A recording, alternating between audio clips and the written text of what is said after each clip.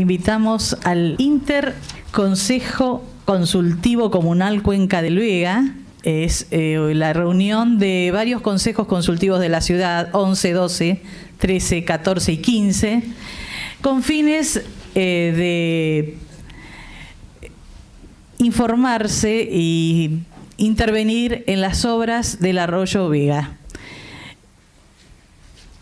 Invitamos a Cira Slowin, dije bien, que es arquitecta, planificadora urbano regional, se ha capacitado en la UBA, Technion, ha hecho programas en diseño comunicacional, perfeccionamiento urbano regional en Europa y Canadá. Es docente, investigadora universitaria, ha trabajado como profesional en organismos del Estado y consultorías. Y se ha especializado en espacio público, revitalización de áreas centrales y evaluación del impacto ambiental. Nos va a hablar sobre la planificación, lógicas e inconsistencias en la ciudad de Buenos Aires, Proyecto Obra Vega, abordaje de la obra y el estudio de evaluación de impacto ambiental en la cuenca, medidas no estructurales. La introducción la va a hacer Horacio Feinstein, economista, especialista en ambiente humano, coordinador de proyectos de inversión pública con financiamiento de organismos internacionales, actualmente investigador del Grupo de Ecología de Paisajes y Medio Ambiente, FADU-UBA, miembro del ICAP y del Consejo Consultivo 14. Gracias. Gracias, Nora. Aclaro que Nora Saavedra también forma parte del ICAP, así como del PROPAMBA. Así que cualquier cosa, cualquier necesidad que tengamos de consulta, especialmente del Maldonado, que es para el proyecto para el cual ella viene trabajando de hace tantos años, por supuesto le vamos a pedir que nos ayude. Bueno, yo me voy a referir a qué es el proyecto que está siendo diseñado para el Arroyo Vega, por parte del gobierno de la ciudad y con asistencia técnica y financiera del Banco Mundial. Esto comenzó a fines de los años 90 o mediados de los años 90, la verdad que no tengo la fecha exacta, a lo mejor alguno de ustedes me puede ayudar en eso, cuando se formuló el Plan Director de Obras Hidráulicas. Plan Director de Obras Hidráulicas, sí. Como un plan marco, un plan maestro para asuntos hidráulicos en la ciudad de Buenos Aires, también con asistencia del Banco Mundial. En ese entonces se hizo un estudio acerca de toda la situación hidráulica de la ciudad, acerca de todas las cuencas y se privilegió la cuenca del Maldonado para empezar a hacer un proyecto, cosa que se hizo y se completó hace un par de años, como todos ustedes saben, los que viven en la ciudad de Buenos Aires, un proyecto que se completó buena parte de las grandes obras, pero faltaron obras secundarias y medidas no estructurales. De ahí que el proyecto por ahora está funcionando, pero entendemos, no solamente nosotros que estamos en el tema, sino también inclusive la gente del Banco Mundial nos confirmó que efectivamente falta hacer estas obras y por parte de Nora Saavedra viene corriéndolos para que se cumplan las obras cuanto antes, porque si no va a haber inundaciones, a pesar de todo lo que dice el gobierno de la ciudad actual acerca de que el proyecto se ha completado y que es un proyecto exitoso. Efectivamente, para cierta... Bueno, no quiero hablar sobre el Maldonado, no me quiero meter en el Maldonado. Pero bueno, uno de los temas que quedaron pendientes del Maldonado, casi nada, es un sistema de alerta meteorológico. O sea, se hacen las obras, se hacen las obras, pero los vecinos no saben qué nivel de precipitaciones puede haber, si se van a inundar o no, a pesar de lo que dice el gobierno de la ciudad. Y además de esto, otro tema fundamental, que es un plan de contingencias. Esto quiere decir que si hay una lluvia fuerte, ¿qué hacemos los vecinos? Yo soy de la cuenca del Maldonado también, porque estoy en Palermo. ¿Qué hacemos los vecinos cuando llueve fuerte y empieza a subir el agua? Entonces, en este momento, la ciudad lo único que tiene es un contrato con una empresa que tiene esos grandes camiones que destapan urgentemente las acequias para que pueda correr mejor el agua, y hasta ahora venimos zafando. Pero ni el plan de contingencias ni la alerta meteorológica fueron realizados, y son asignaturas pendientes que, y ahora ya me voy a centrar en el proyecto del Vega, que extrañamente, y me imagino que no debe ser mero azar, extrañamente en el proyecto del Vega, entonces, nos están poniendo estos restos que quedaron del Maldonado, más algunas cuestiones pendientes con el Medrano y hasta con el Sildañez, con lo cual el proyecto del Vega es una sumatoria del proyecto del Vega propiamente dicho, más otras sumas y restas de proyectos que quedaron pendientes. Con lo cual, para nosotros se nos hace un poco complicado, porque generalmente cuando tenemos discusiones con el gobierno de la ciudad y con el Banco Mundial, que después me voy a referir, siempre aparecen estas otras cosas que andan dando vuelta por ahí, y nunca nos podemos concentrar propiamente en el Arroyo Vega. Bueno, con respecto al proyecto del Vega, más estas sumas y restas, el proyecto es de un monto total de aproximadamente 280 millones de dólares, de lo cual el 50% lo pondría el Banco Mundial y el resto sería por parte del gobierno de la ciudad. El gobierno de la ciudad ya viene financiando algunas mejoras, como dicen ellos, del Vega, como ser la parte de más abajo de la cuenca del Vega, de la cuenca baja del Vega, por donde está Monroe, que según ellos también ha sido un éxito. Los vecinos de la zona no dicen lo mismo. Pero bueno, mientras tanto, hemos tenido reuniones, como dije antes, pero voy a mencionar primeramente cómo se conformó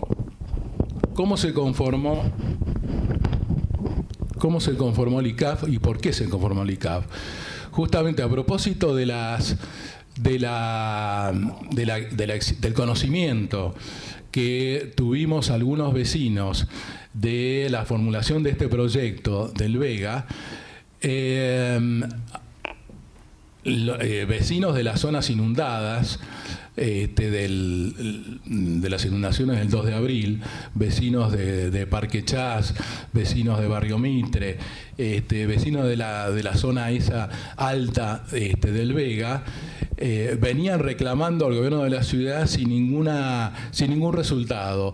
Y a partir de enterarse de este proyecto del Vega, bueno, empezamos a movernos dentro de las diferentes comunas, dentro de los diferentes consejos consultivos, y como decía antes Nora, acá confluimos la comuna 11, 12, 13, 14 y 15. 5 de las 15 comunas de la ciudad de Buenos Aires tenemos que ver con la cuenca del Vega. Y estamos ahí, hemos conformado este interconsejo consultivo que no tiene ninguna figura jurídica todavía, simplemente es una unión de vecinos de diferentes consejos consultivos que nos empezamos a reunir hace un año atrás. Después hicimos un acta declarativa de cuáles eran los propósitos directamente vinculado con estos problemas del Arroyo Vega, y para acometer la formulación del proyecto de Arroyo Vega para que satisfaga las demandas de los vecinos, para que no haya más muertos como los 8 muertos que hubo en el 2 de abril del 2013. Entonces, esa es la consigna de máxima que tenemos los vecinos que integramos el ICAF.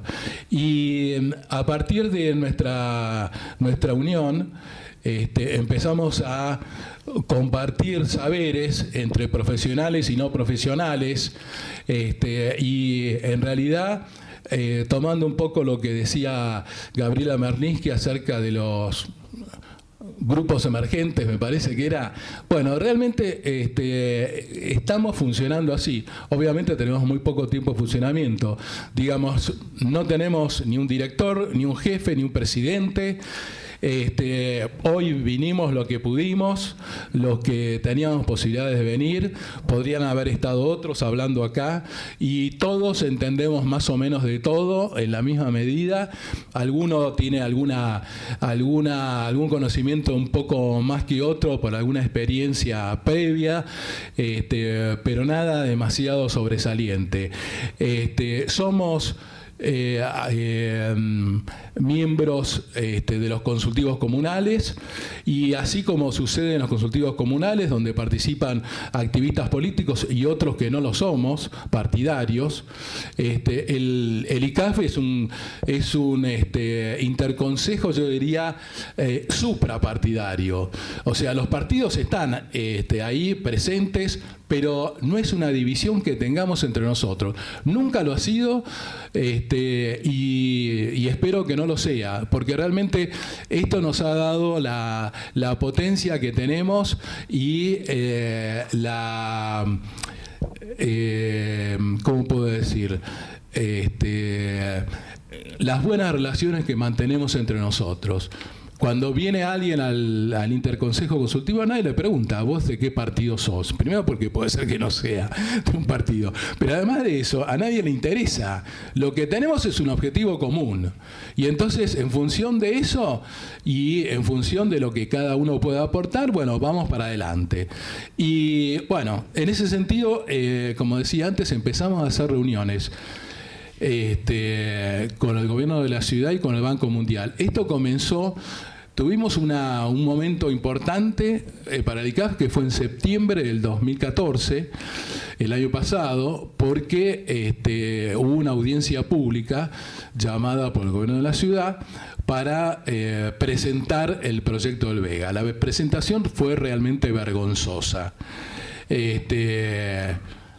Y vergonzosa por todos los aspectos. Primero de todo, no estaba la autoridad que tenía que presidir la audiencia pública, no se había presentado, bueno, por todos lados, no hubo ningún legislador presente, algunos asesores sí estaban presentes, pero bueno, de todas maneras, nosotros nos preparamos, la verdad que muy bien, y 14 de nosotros expusimos distintos aspectos del Vega.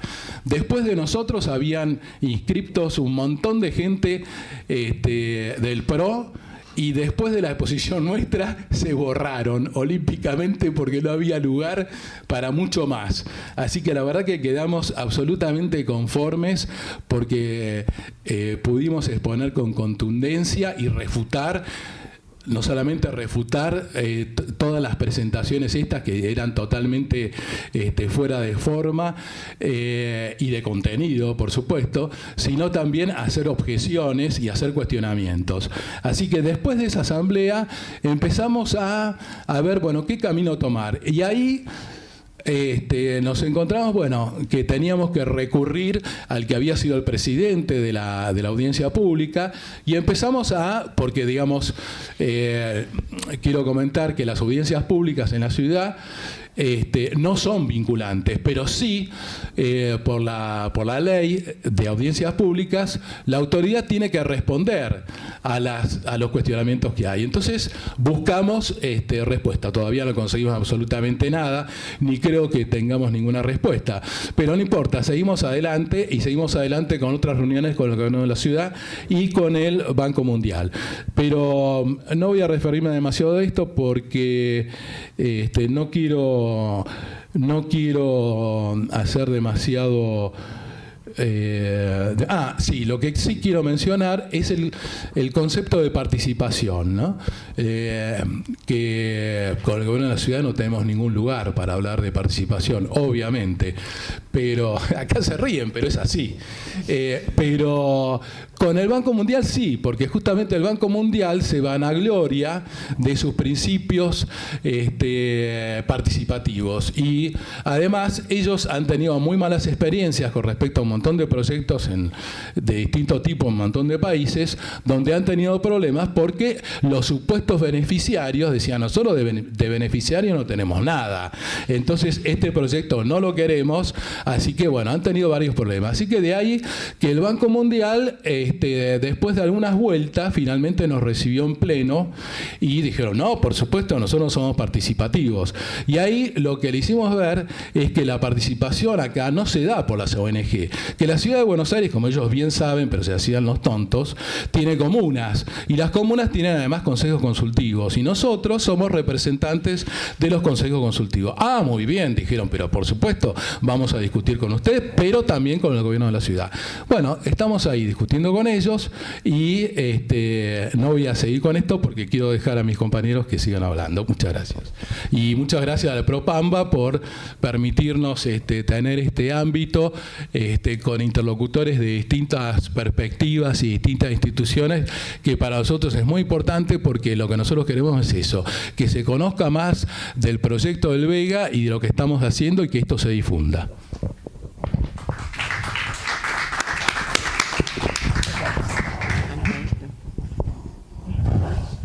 Hola. Bueno, yo voy a complementar con lo que dijo Horacio. Voy a ir contando un poco la experiencia en la ciudad de Buenos Aires, con el tema del Arroyo Vega, con la propuesta del gobierno y del Banco Mundial, y la respuesta de los vecinos, o de nosotros lo que pensamos. En primer lugar, para después ver si podemos articular y armar algo en conjunto, y gracias por la invitación, antes que nada. Antes que nada, yo quería comentar, desde el punto de vista de la ciudad, no sé si interesa mucho, quién es el que planifica, porque acá no hay un sistema de planificación adoptado y rígidamente seguido, sino que cada gobierno establece su manera de planificar. El gobierno actual tiene 3 entidades que hace obras en la ciudad. Para decir obras, no hablemos de plan, que hay un plan teórico así, un plan urbano ambiental, hay leyes, etcétera, pero las obras, la práctica va por otro lado. Sigue otra lógica que la lógica ambiental, urbana, que puede estar incorporada en los planes, en el plan urbano ambiental y un poco en los códigos. El gobierno no lo hace. Entonces, por ejemplo, tenemos el Ministerio de Desarrollo Urbano, que hace las obras mayores, estamos hablando de obras públicas en el espacio público, ¿no? Y con cierta consistencia urbanística, o sea, donde puede meter verde, en fin, uno como profesional podría decir: caminando ligero pasa. Después está la jefatura de gabinete, en cuya jurisdicción están las comunas de la ciudad, que se maneja con otra lógica. La lógica es hacer, ¿cómo lo llaman? Puesta en valor de los espacios verdes. Entonces es un negocio que se arma, se toma una plaza, se la recompone un poco, se la levanta un poquito, a lo mejor no necesitaba grandes cosas, y se ponen las rejas, que es un nicho de negocio, se pone fuentes, otro, cada ítem, cosa. Pero el tema desde lo ambiental, de lo que nos interesa, es que en ese proceso se va cementando. Ellos dicen que se agregan o se aumentan las áreas verdes, dicen se van cementando. Entonces no tienen, y tampoco si uno analiza, por ejemplo, en este caso, el pliego de licitación para reformar una plaza, y no tiene absolutamente nada, ningún objetivo hídrico, aunque esté en zona inundable. Se maneja como si fuera, qué sé yo, una obra en cualquier espacio, para cualquier obra. Incluso, por ejemplo, ahora si tiene que, para agua de riego, y perforar el puelche, también lo hace.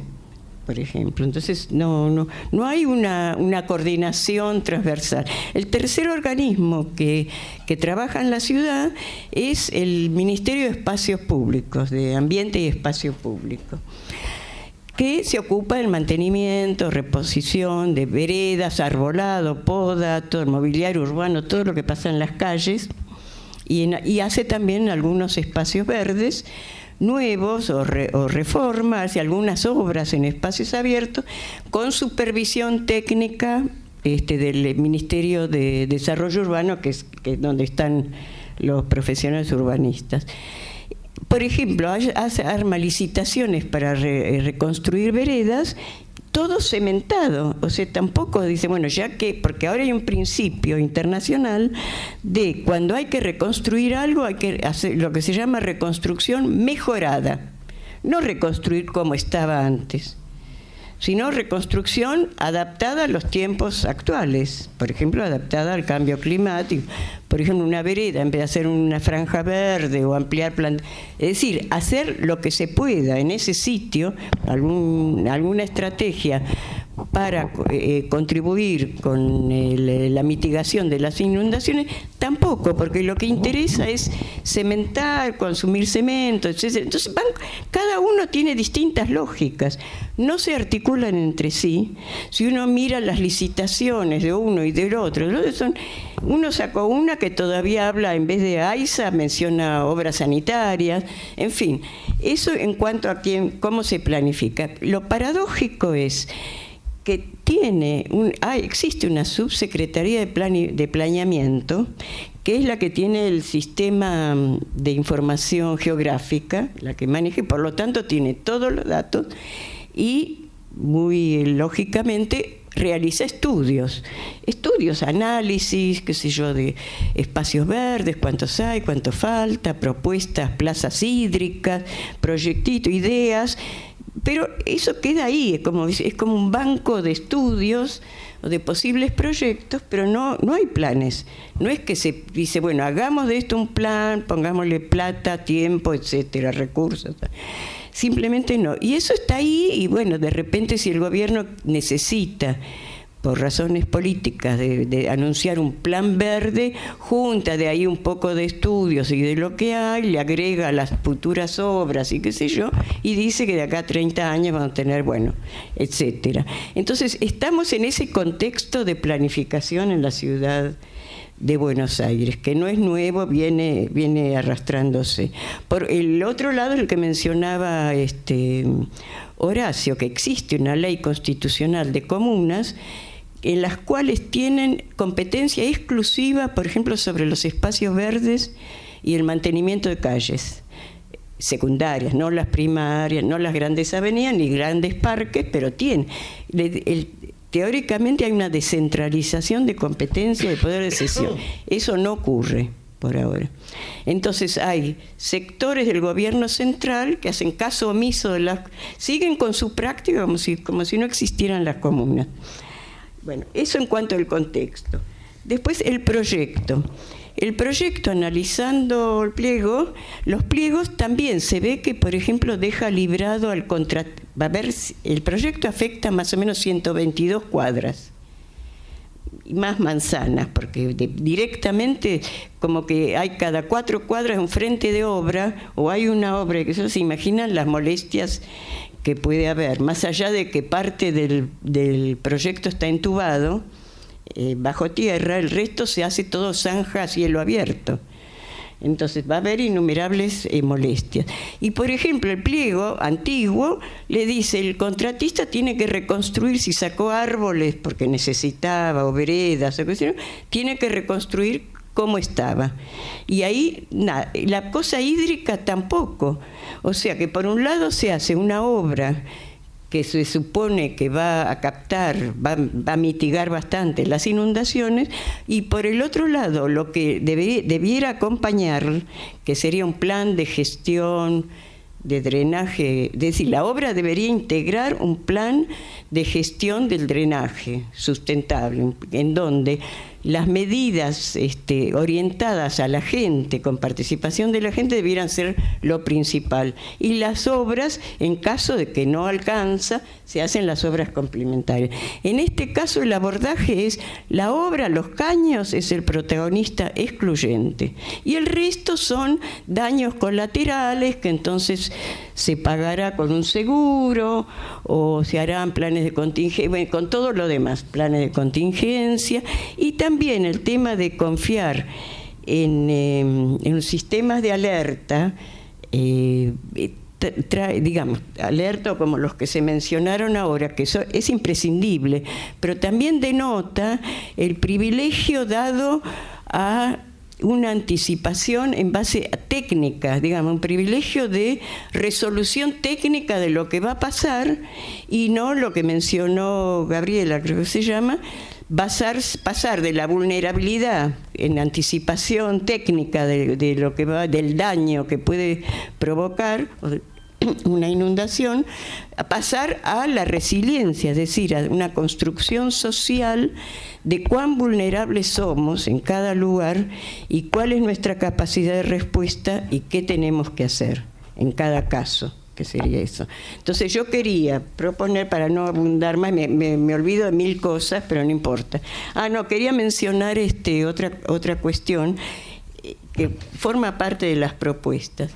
Las propuestas, el Banco Mundial, el gobierno, para el caso de Maldonado, no sé si se va a cumplir ahora porque no figura en ningún lado, quedó por hacer como medidas complementarias de los caños, digamos, hacer una modificación a los códigos, modificación normativa y un aprovechamiento de los espacios verdes y el arbolado público para mitigar las inundaciones. Son 2 temas que no se han cumplido. El Código de Planeamiento Urbano. Claro, son 2 códigos, el de planeamiento urbano y el de edificación, que tienen que modificar. Entonces, porque no es posible que uno haga caños y la cosa se vaya inundando porque se siguen haciendo obras, al contrario, van a ser, va a alentar el desarrollo urbanístico posterior, porque dado que no se inunda, se valorizan los terrenos y se puede densificar. Entonces los principios, lo que yo quería proponer, y termino, es trabajar en algunos conceptos que podamos bajar a herramientas y realmente meter herramientas desde mapas digitales, interactivos, normativas, acciones concretas que podamos instituir o tratar de meter. Entonces tendríamos que trabajar bajo algunos principios que yo propongo y que se están, no los inventé, andan por el mundo y acá en la República Argentina también otras ciudades la están usando, incluso la provincia de Buenos Aires está ahora el tema de la huella hídrica, por ejemplo, eso en cuanto al cobro del agua. Otra cosa es, por ejemplo, la construcción en terreno privado tendría que tener impacto cero para el espacio público, es decir, que cada privado, en cada parcela privada, se haga cargo de su propia lluvia y no la tire, el escurrimiento sobrante no lo tire al espacio público. Y eso hay un montón de medidas para eso. Y la otra cosa es que hacer un plan de infraestructura verde, que es todo lo verde que hay en la ciudad y que complementa el plan urbano, hacer ese plan que sirva, que esté medido en cuanto a superficie permeable, capacidad de retención, etcétera, etcétera, y ver cómo eso puede colaborar en forma más científica, porque ahora uno puede dibujar los planes, pero ver qué capacidad, y lo manda el Banco Mundial también dice, son cosas que han quedado, o sea, un plan de infraestructura verde más planes de comuna o planes locales o plan de cuenca específico con los mapas de riesgo hídrico, y por otro lado la reforma de los códigos que incorporen techo verde, todas medidas de infiltración, todo lo que se quiera en el espacio privado y también de enverdecimiento en el espacio público. Bueno, paro ahí. Bueno, muchísimas gracias, Cira. Y ahora continuaría Osvaldo Rodríguez. También quiero citar que hay otra persona más del ICAB, Norma Canturi, que es la que siempre nos hace de secretaria, toma nota y colabora y apoya desde afuera muchísimo.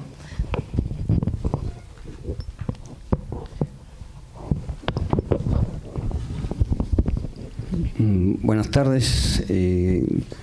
Quería yo encararlo desde el punto de vista de cómo se arrancó, digamos, el ICAF. Y yo soy de la Comuna 15, en la cual nosotros ya veníamos trabajando desde antes del 2 de abril, todo con respecto a los planes de contingencia y estudio de los problemas del porqué de las inundaciones. Nosotros ya habíamos hecho un plan de contingencia y presentado en forma, desgracia, en forma anticipada el 2 de abril, en la cual se presentó a la Asamblea, se aprobó, se presentó a la Junta, y de ahí no pudo salir para hacer su aplicación, que hubiera venido muy bien para el 2 de abril, hubiera empezado a ayudar a algo. Nosotros hicimos también una serie de, digamos, por qué, nos hicimos ahí la pregunta del por qué nosotros nos estamos inundando y empezamos a hacer como un inventario de los motivos de ellos, como ser, por ejemplo, fueron cerca de unos 10 elementos de por qué se hacen las inundaciones, ya sea por la topografía. Nosotros estamos en una ciudad muy plana, dependiente de menos del 1 por 1000, entonces se inunda con facilidad. Las cuencas, no sé, las cuencas, en este caso la cuenca del Vega, sus valles de inundación, y visto desde el punto de vista de toda la capital federal, sumando las cuencas de inundaciones y los valles de inundaciones también, es lo mínimo que se produce en la capital federal, es un 60% es inundable, mínimo de eso, cosa que hay que tenerse muy en cuenta. Las infiltraciones de los suelos, por las napas, cómo juegan las napas con las inundaciones, que realmente cuando se dan esos edificios tan grandes, los mismos, digamos, bases son tan profundas y anchas que interrumpen la circulación normal de las napas de aguas, y eso hace tener problemas, ¿no sé?, del surgimiento de las mismas.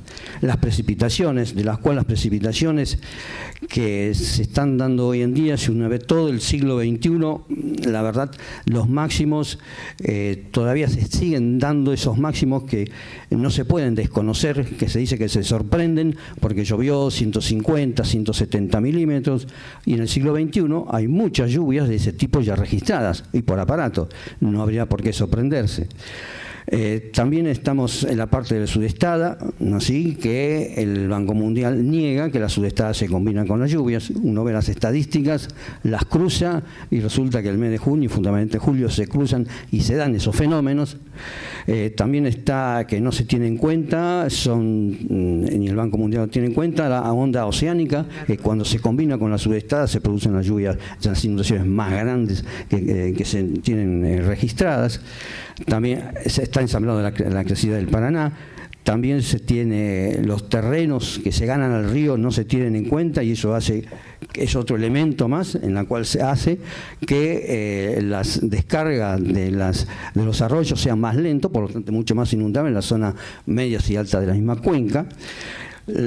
Una cosa que tampoco se tiene en cuenta, pero sí está dando, son el avance del delta, en la cual una de las consecuencias es que todas las bocas de los arroyos permanentemente se van tomando por la decantación propia del Río de la Plata, que en eso hay que hacerlo en forma periódica y sistemática, digamos, el dragado de todas las bocas que no se hacen, y se producen inundaciones que cuando se viene la sudestada o lluvias muy fuertes no pueden descargarse todo totalmente, y entonces las zonas, la cuenca media y alta se encuentran más inundables todavía. Los vientos, en la cual los vientos hacen, cuando vienen con sudestadas, complican porque levantan olas de 1,5 metros de altura, y si se tiene en cuenta el cambio climático, los vientos van a venir mucho más fuertes porque están rotando hacia el sur, y ya se van a poder llegar a 100, 110, 120 kilómetros por hora, en la cual van a levantar olas más altas todavía, y se complica para la defensa de las obras que se están construyendo actualmente. Y también todo eso a nosotros nos hizo pensar de que esta obra exclusivamente enfocada en la parte estructural y hablando en forma más común, caños nada más, se va a tener bastantes problemas, porque con el cambio climático las lluvias se van, como quien dice, el periodo de lluvia se van achicando en meses, en vez de ser distribuido en todo el año, se distribuyen en 3, 4 meses y la tendencia es ir hacia concentrándose. El problema está de que entonces una lluvia de 120 minutos se puede acoplar con otra lluvia de 70 y vamos a llegar, como se ha llegado, a los 200 milímetros de lluvia. Y eso, si las obras del Vega se tienen, que son de 70.000, capacidad de manejar hasta lluvia de 70 milímetros, que a mí me diga el Banco Mundial y el Banco de la Ciudad, si llueven 140 milímetros, ¿qué hacemos con los otros 70 milímetros de lluvia? Eso hace que las obras que se dicen no estructurales o blandas pasan a ser fundamental. ¿Por qué? Porque tienen que manejar con estos 70 milímetros. En forma tal, por ejemplo, como decía la arquitecta Cira, se hacen, y también el INTA lo tiene estudiado.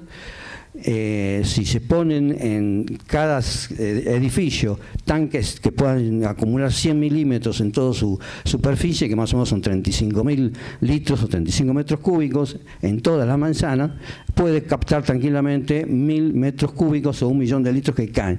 Esos serían prácticamente retener los 100 milímetros que en caso de ver 170, 150 se serviría, aparte de las calles, con adoquines, con juntas abiertas, poner también veredas con cintas verdes, un buen arbolado, bocacalles de acuerdo a los diseños de Lina, que son con tanques especiales que han dado bastante buen resultado en Rosario. Entonces las obras no estructurales o blandas pasan a ser tan importantes como la principal, cosa que el Banco Mundial la tiene como que si la dejaran a posterioridad que lo haga la ciudad. Entonces vemos que esto no nos satisface cómo está planteado el diseño, por motivo de que esos rebasamientos de lluvia de tantos milímetros no la tienen en cuenta, porque no tienen en cuenta las obras de no estructurales. Y bueno, y esto yo quería centrarme en esto para demostrar que las obras no estructurales toman una gran importancia en esto y que pasan a ser fundamentales en el caso de llover arriba de los 140, 150 milímetros, que no hay que llamarse la atención. Uno ve la estadística de los 100 años, registrada por el Servicio Meteorológico Nacional, y se encuentran que cada 10 años o algo así se producen ese tipo de lluvias, y con el cambio climático que van apretándose entre sí la lluvia, van a ser con mucho más frecuencia. Entonces esto hay que tomar atención.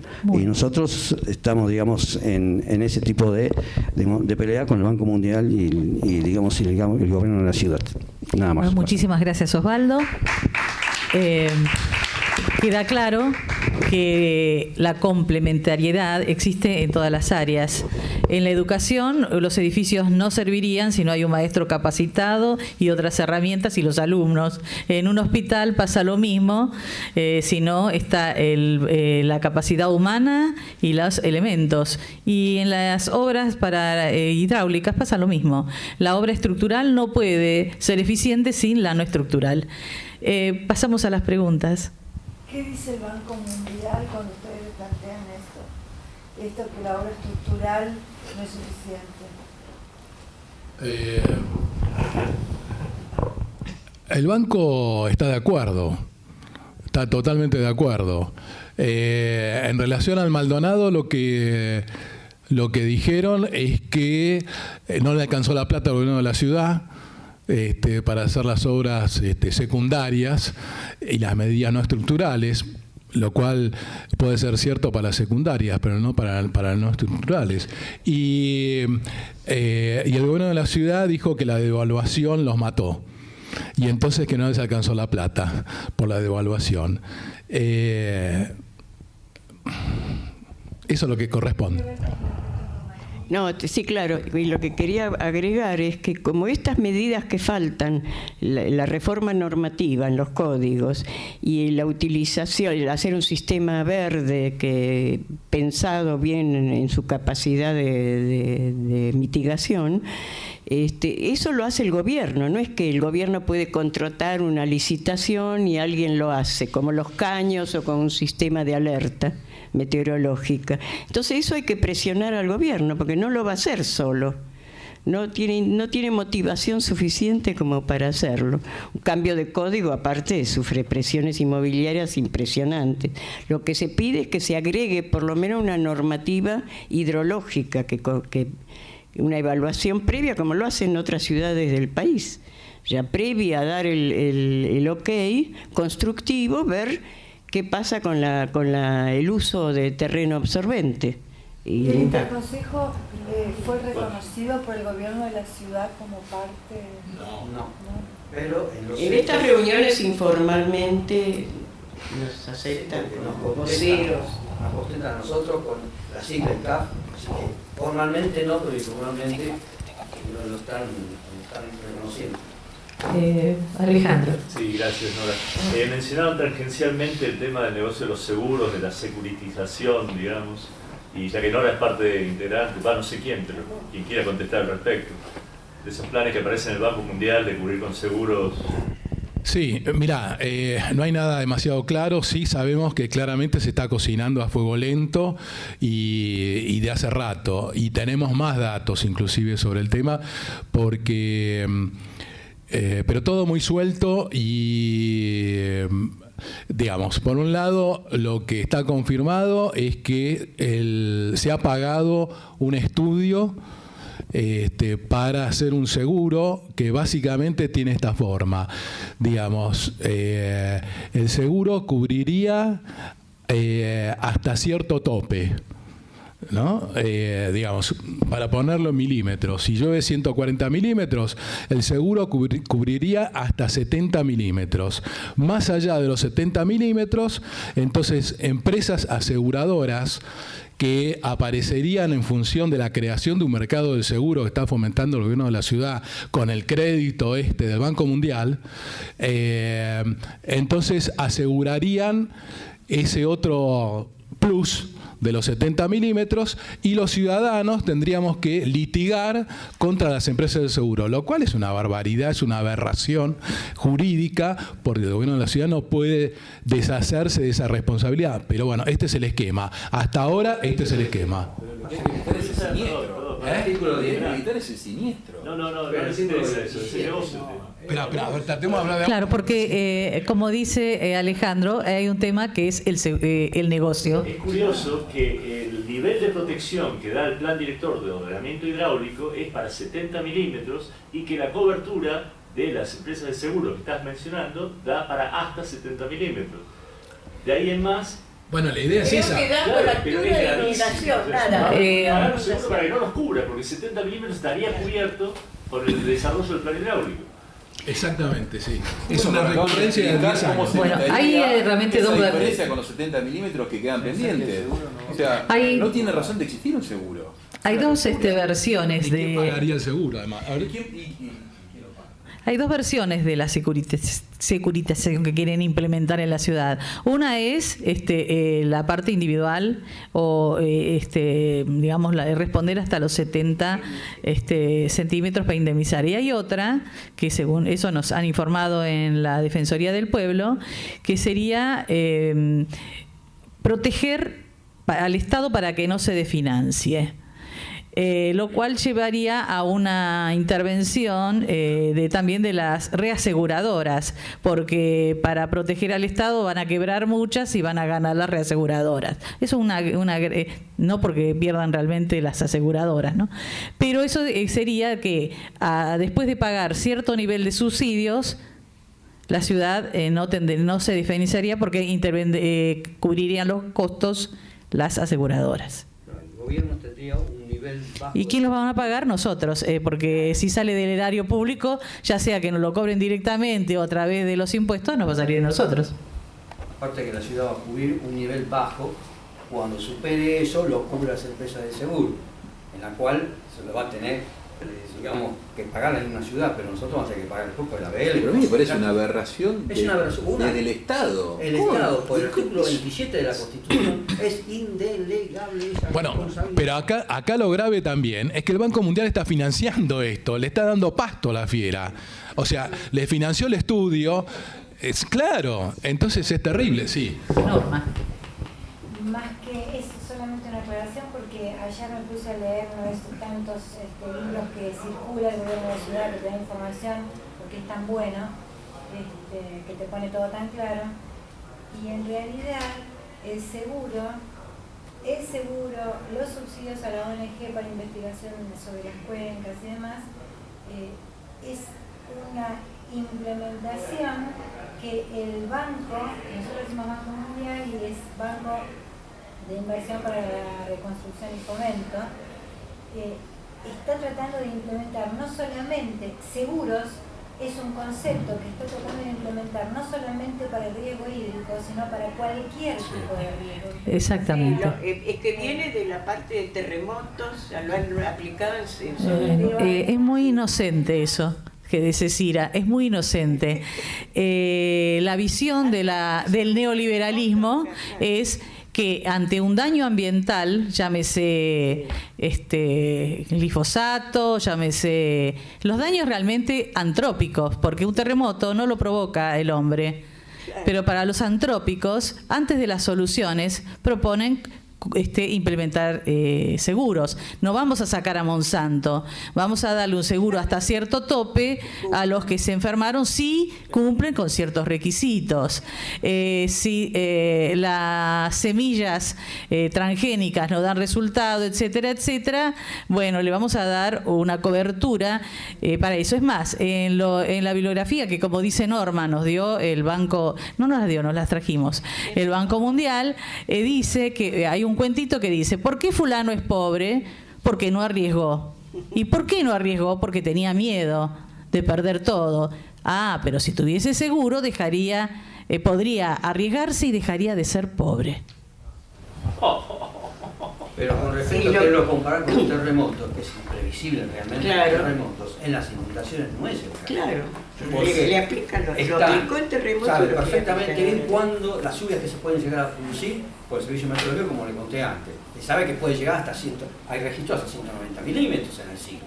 Así que se sabe perfectamente bien que puede llegar a sobre eso. Se sabe perfectamente bien cuándo se va a producir la subestada y hasta qué nivel llega la subestada. Es todo perfectamente bien previsible y ciertamente manejable si se trabaja de forma seria. Ahora, entonces no es imprevisible, es perfectamente bien previsible. Más todavía, a esa previsibilidad que se puede dar a las inundaciones, están los desaguillados que hace el mismo gobierno de la ciudad en levantar los niveles de las calles, en hacer toda una bordada que llega al nivel de las veredas o mucho más, entonces le quita por lo menos el 50% de la capacidad de retención que tienen las calles. Entonces eso es perfectamente previsible. Entonces eso es lo que hace como el seguro, demuestran de que para no tener que trabajar en forma seria, ¿no? ¿Sí? Y hacer a su vez, como está acostumbrado desgraciadamente este tipo de gobierno, hacen negocios, hacen este tipo de seguro, es decir, que le hacen a la ciudad, al gobierno de la ciudad, un nivel bajo de que tienen que cubrir a los ciudadanos en caso de siniestro. De un siniestro. Bueno, y para cerrar, unas palabras de Horacio Feiste, porque nos estamos ya pasando de la hora. No, yo no quiero decir ninguna palabra para cerrar, simplemente lo que quiero acotar es que nosotros acá ponemos todo el blanco en el gobierno de la ciudad, que se lo merece, ninguna duda. Pero a mí me parece que esto va mucho más allá del gobierno de la ciudad. Esto tiene que ver con un estilo de desarrollo y el estilo de desarrollo urbano, que en este momento está hiper desarrollado por el gobierno de la ciudad, por el gobierno macrista. Bueno, es así, pero no creo que simplemente con cambiar el gobierno vamos a poder quedarnos de brazos cruzados, ni mucho menos. Así que disculpen la... Bueno, muchísimas gracias a todos por su presencia y será hasta el próximo mes.